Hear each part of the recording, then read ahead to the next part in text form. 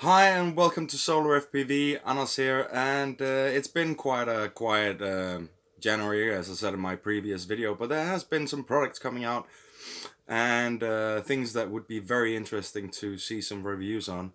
Obviously, I've made a little list, and I'm just gonna sort of read out from the list of the products that I think are really worthwhile taking a look at if you like to fly FPV drones. So we've got the Fullspeed Leader 3S, well, the tiny Fullspeed Tiny Leader HD, and just the Fullspeed Leader, which is not HD, but looks like a great little drone, a great flyer. The HD drone is obviously meant for like a cine whoop kind of style drone, and it just performs really awesome. There are loads of reviews out there. I'll try and leave a picture so you can see what it looks like while I'm talking about this drone.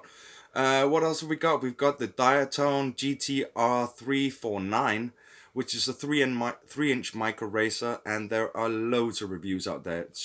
It flies amazing for a 3-inch bind and fly out of the box.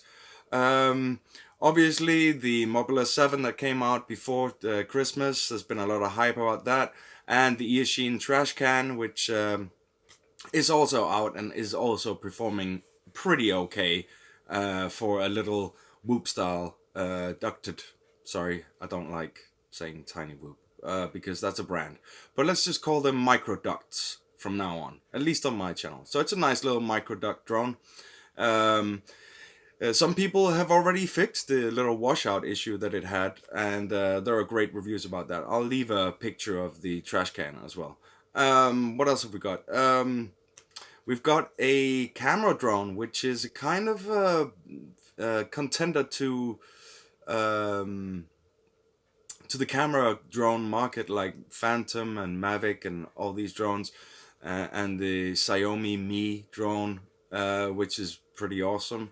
But this one is called the Wingsland M1, and it's got FPV Wi-Fi, and it can take video in 4K and pictures in 4K, but it streams the video in with Wi-Fi, and obviously the streaming is not 4K, but that doesn't really matter. The drone is dead cheap, and it looks absolutely sick, and it's got a nice orange color, which I really like, and I really like orange. But that's just me. It's easy to spot if you need a spotter when you're flying this, not just recreationally, but I mean as a professional, if you want to do some picture footage, then and you don't want to spend the large amount for DJI Phantom, then maybe you should take a look at the Wingsland M1. It's on it's for sale on Banggood, so you can go and check it out. I'll try and flash a picture so you can see it. I haven't really seen any reviews on it, so who knows how it'll perform. I can't afford to buy it right now, and that's not really what my channel is about. My channel is more about news, like stuff that you might want to go and take a look at. So you can go back in my video and pause it and listen to the names, and then you can search for them on YouTube and find reviews. That's the whole point about this channel.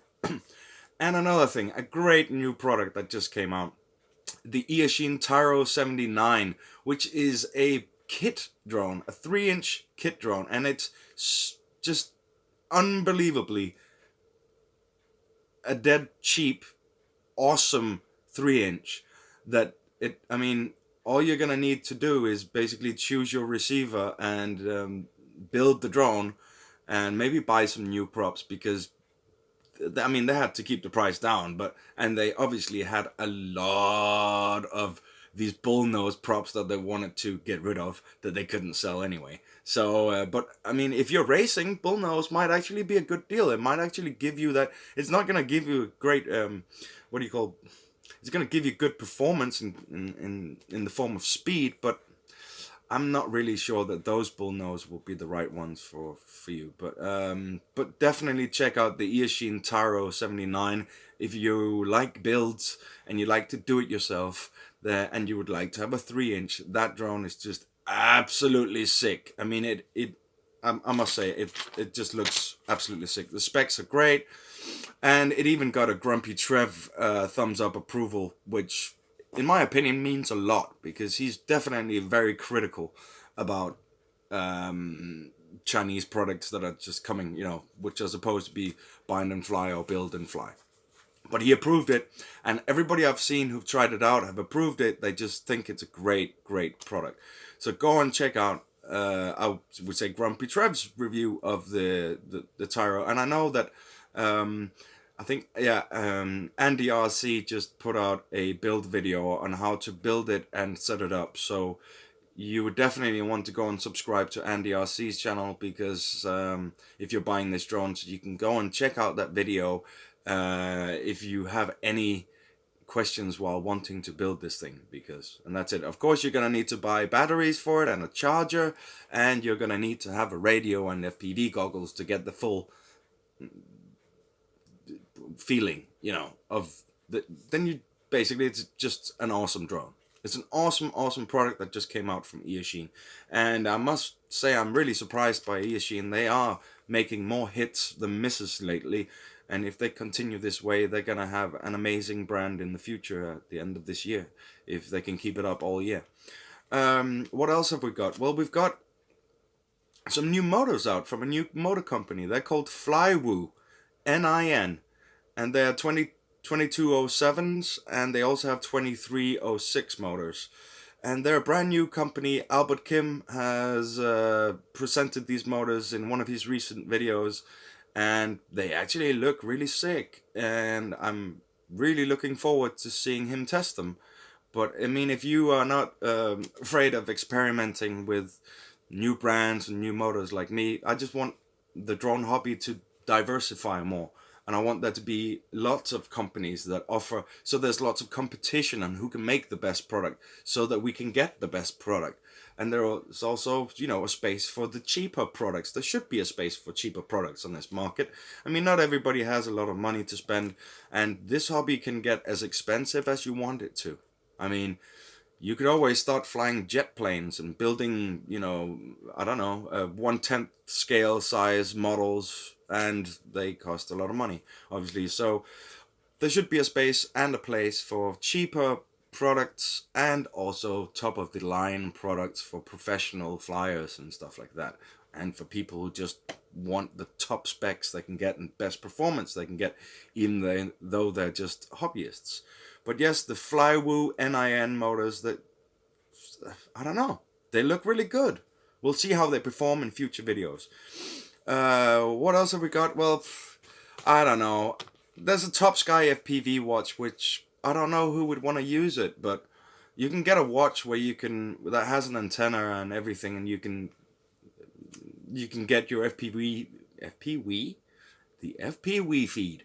You can get the FPV feed on onto this watch. And well, I think if you're a builder, or if you have a company that are building drones as not just as a hobby, but as an actual company making money off that, then I would say this watch would come really handy, because that way you can check if your VTX and everything works before you send your product. Otherwise, it's just a great watch if you go to a lot of drone races, professional drone races, and you want to watch these guys' channels, then this thing is absolutely the thing to have. I mean, no doubt about it. You'd want to have this watch if you go to a professional drone race. That way you'll both be able to look at what's happening in the race, but you'll also be able to flick through the different channels and capture, maybe follow your favorite pilot or whatever you want to do. So yeah, if you're interested in an FPV watch, then check out the Topsky FPV watch, which is amazing that it actually came out from Topsky, because they've made some serious misses on the goggle market all last year and the year before that. And yeah, I don't know what to say. They did a good job with this watch. Just a shame it doesn't have DVR, but DVRs are, yeah, I mean, who cares? It's just an FPV watch.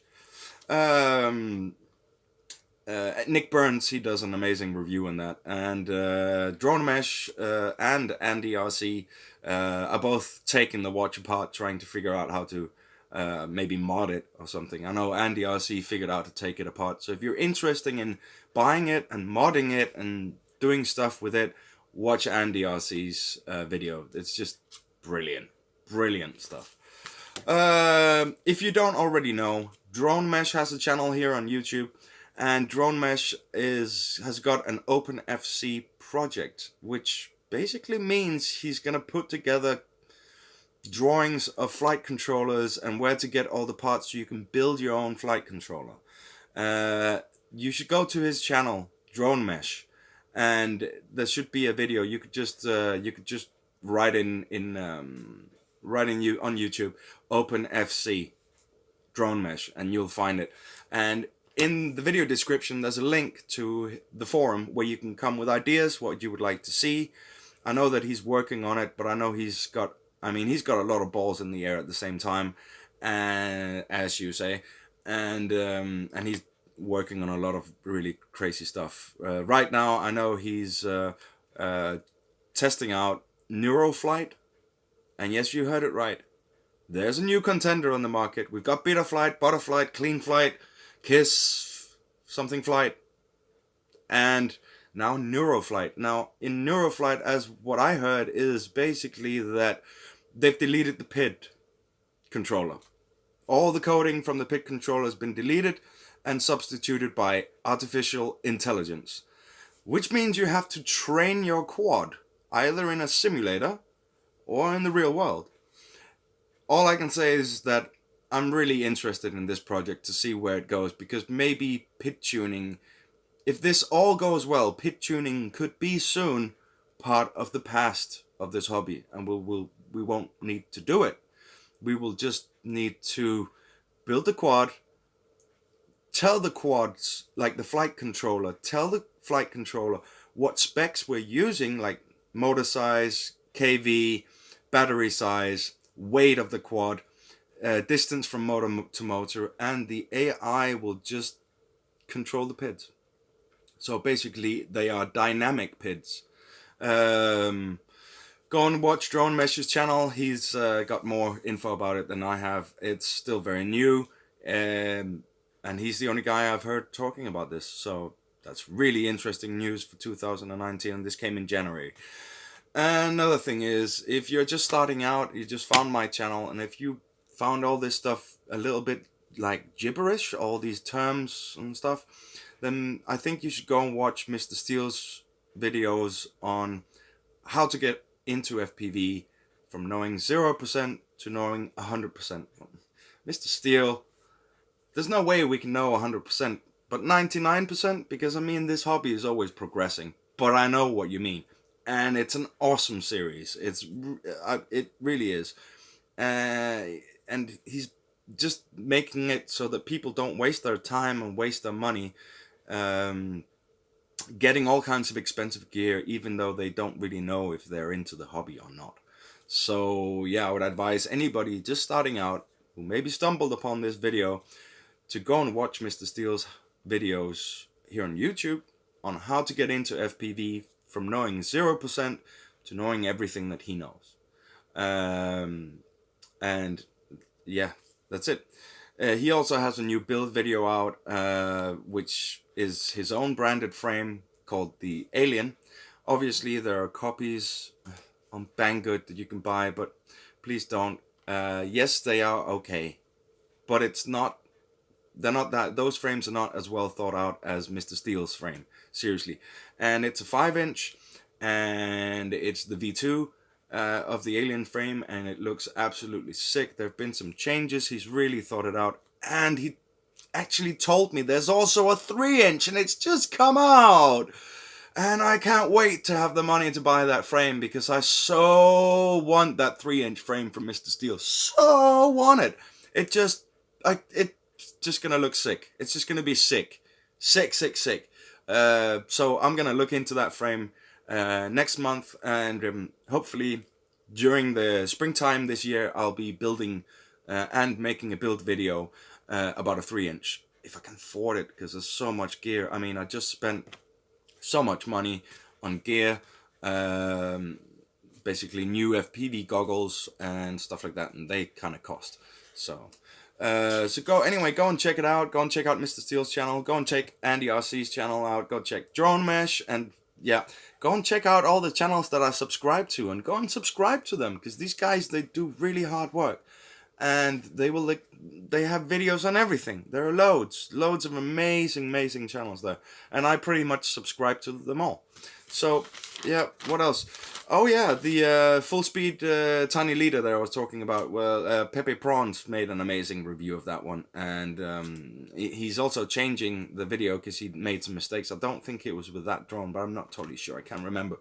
But anyway, you can go and check Pepeprawns' channel out as well. I mean, he makes some amazing content, and he's really fair, and I really like his reviews and other videos. So I think I covered everything from January. That as a well, yeah. I don't think there's so much more I can say, because, as I said in the beginning, it's a slow month this month, and it's winter time. So obviously there are a lot of tiny micro duct drones that have come out and are coming out during this winter time, and let's see how far the S goes, if you catch my drift, because now we're up to 3S and 4S on these tiny whoop style drones, and it's a little bit overkill in my opinion, and they're getting bigger. So what's the point? What's the point of having a ducted drone that flies like a 3-inch unducted drone, other than maybe you're a beginner and you are practicing and you want to practice with that? I really don't know. I'd rather buy a 3-inch on a carbon frame and a whoop of some kind, maybe the Mobula 7, because that's just an awesome one. But remember, if you get the Mobula, get extra frames. I mean, plastic breaks a lot easier than carbon does. That's all I can say. So I hope I enjoyed my videos. Please subscribe for more content, and comment below, and like, and do whatever you want. And as always, fly hard.